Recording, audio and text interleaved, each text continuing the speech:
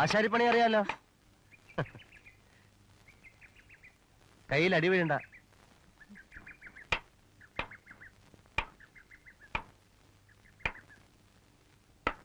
ഇന്നലെ എന്തായിരുന്നു കൺഫ്യൂഷൻ ആ ഒരു ലെറ്ററിന്റെ?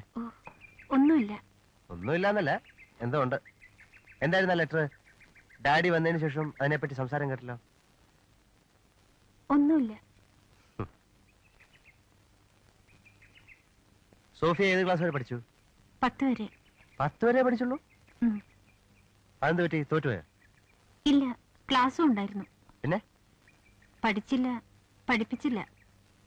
പക്ഷെ എലിസബത്തിനെ പഠിപ്പിക്കുന്നുണ്ടല്ലോ.